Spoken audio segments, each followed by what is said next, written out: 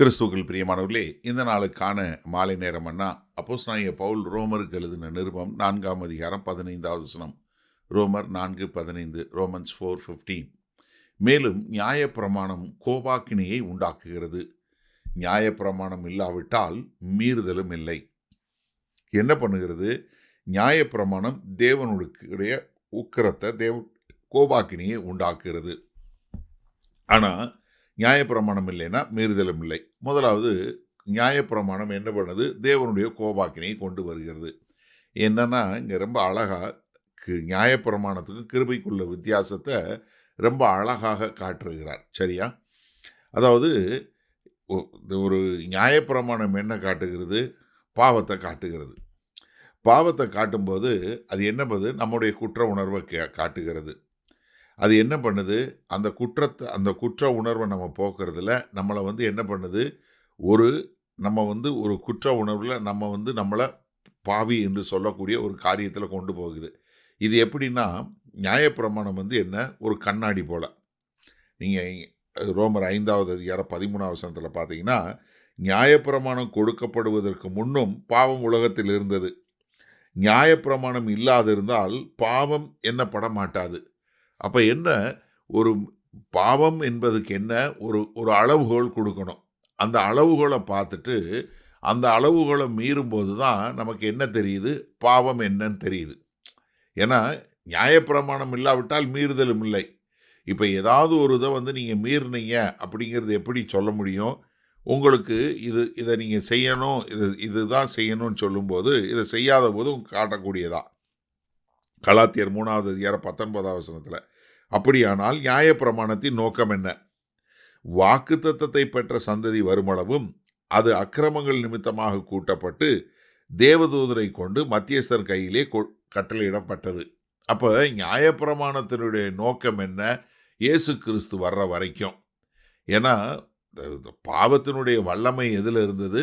நியாயப்பிரமாணத்தில் இருந்தது. அப்போ நியாயப்பிரமாணம் என்ன பண்ணுது? நான் பாவி என்பதை காட்டுகிறது. இந்த நியாயப்பிரமாணம் இல்லாத போது எனக்கு பாவம்னு தெரியறதில்ல. இப்போ களவு செய்யாதிருப்பாயாக அப்படின்னு சொல்கிற வரைக்கும் நான் களவு செய்வது பாவம்னு எனக்கு தெரியாது. கொலை செய்யாதிருப்பாயாக அப்படின்னு சொல்லப்படுற வரைக்கும் கொலை செய்வது பாவம் இல்லைன்னு எனக்கு தெரியாது. அப்போ என்ன செய்து பிரமாணம் என்ன காட்டுகிறது? நான் அதை மீறி நடக்கிறேன் என்பதை காட்டக்கூடியதாக இருக்கிறது. அப்போ இந்த பிரமாணத்தினால என்ன காட்ட முடியும்? நான் எப்படிப்பட்டவனாக இருக்கிறேன் அப்படிங்கிறத காட்ட முடியுமே ஒழிய, இந்த பிரமாணம் என்ன பண்ண முடியாது? என்னை குணப்படுத்த முடியாது, என்னை ரட்சிக்கப்படுத்த முடியாது, என்னை சுத்தப்படுத்த முடியாது. பிரமாணம் என்ன காட்டும்? என்னை என்னால் ரட்சித்து கொள்ள முடியாது, என்னை ரட்சிக்க ஒரு இரட்சகர் தேவை என்று சொல்லி என்னை என்ன பண்ணும்? அப்படிப்பட்ட ஒரு இரட்சகரை நோக்கி என்னை வழிநடத்தக்கூடியதாக இருக்கும். இதுதான் கர்த்தர் நமக்கு கொடுத்த நியாயப்பிரமாணம் கொடுத்ததனுடைய நோக்கம். காரணம், நியாயப்பிரமாணம் இல்லைன்னா மீறுதல் இல்லை. சரி, இந்த நாளில் இந்த வசனத்தை நம்ம எப்படி எடுத்துக்கொள்வது? அதாவது நமக்கு ஒரு சட்டம், ஒரு பிரமாணம் இல்லை ஒரு சட்டம் என்று சொல்வது, அந்த சட்டம் கொடுக்கப்படுற வரைக்கும் நமக்கு என்ன தெரியாது? நம்ம நம்மளுடைய மீறுதல் தெரியாது. இப்போ நான் உங்களுக்கு இதை பற்றி சொல்லி கொடுக்கணுன்னா மிக தெளிவாக நீங்கள் நல்லா தெரிஞ்சு கொள்ள முடியும். எப்படின்னா, இப்போ எங்கள் வீட்டுக்கு முன்னாடி ஒரு ரோடு இருக்குது. இந்த ரோட்டில் முன்னாடி 30 மைலுன்னு இந்த ரோடு வச்சுருந்தாங்க. 30 மைல் ஸ்பீடு. இந்த 30 மைல் ஸ்பீடுன்னு போடாத வரைக்கும் என்ன செய்வீங்க? நீங்கள் எந்த வேகத்தில் போனீங்கனாலும், மெதுவாகவோ கூடவோ போனீங்கன்னா அது ஒரு பிரச்சனையும் கிடையாது. ஆனால் இப்போ 30 மைல் போட்டதுக்கப்புறம் நீங்கள் என்ன பண்ணணும்? 30 மைலுக்கு மேலே போனால் அது குற்றம். நீங்கள் அதுக்கு தண்டிக்கப்படணும். இப்போ சமீபத்தில் என்ன பண்ணிட்டாங்க? இந்த லண்டனில் நிறைய ரோடுகளில் இந்த 30 மைல் அளவை குறைச்சி இப்போ 20 மைல் கொண்டு வந்துட்டாங்க. முன்னாடி நான் 30 மைலில் போனேன்னா அது குற்றம் கிடையாது. 30 மைல் கீழே போனேன்னா குற்றம் கிடையாது. ஆனால் இப்போ 20 மைலுக்கு மேலே நான் போனேன்னா அது குற்றம். நான் என்ன பண்ணுறேன்? அப்படி கொடுக்கப்பட்ட அந்த சட்டத்தை நான் மீறுகிறேன். அதைத்தான் இங்கே என்ன பண்ணுது? நியாயப்பிரமாணம் கொடுக்கப்படலைன்னா மீறுதல் இல்லை. ஏன்னா எனக்கு தெரியவே தெரியாது. அப்போ என்ன பண்ணுது? நியாயப்பிரமாணம் நான் பாவி என்று காட்டுகிறது. என்னை கர்த்தரிடம் கொண்டு போய் சேர்ப்பேன். என்னை ரட்சிப்பதற்கு ஒரு இரட்சகர் தேவை என்பதை கொண்டு காட்டுகிறது.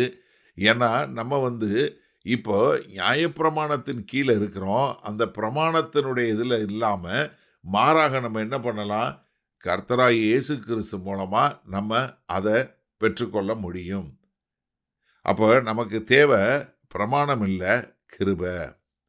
மகா கிருபையும் இரக்கம் நிறைந்த எங்கள் அன்பின் தகப்பனே, கிருபையின் ஊற்றே, கொடான கொடி நன்றி செலுத்துகிறோம். இதோ எங்களை ரட்சித்து எங்களை மீட்டெடுத்து இதோ இந்த பூமியில் வைத்திருக்கிறீங்க ஆண்டவரே. பிரமாணங்கள் எவ்வளவு எங்களை குற்றப்படுத்துகிறது என்பதை புரிந்து கொண்டோம். அதனால் உம்முடைய கிருபையை நாடி நாங்கள் நோடி வருகிறோம். உம்முடைய கிருபை எங்களை ரட்சித்து எங்களை உம்முடைய பிள்ளைகளாய் இந்த பூமியில் வைத்திருப்பதற்காய் கொடான கோடி நன்றி செலுத்துகிறோம். மீட்பரும் இரட்சகருமாகிய இயேசு கிறிஸ்துவின் மூலம் பிதாவே, ஆமேன். கர்த்தர் உங்களை ஆசீர்வதிப்பாராக. நாம் நாளை காலை தினசரி தியானத்தில் சந்திப்போம். Good night.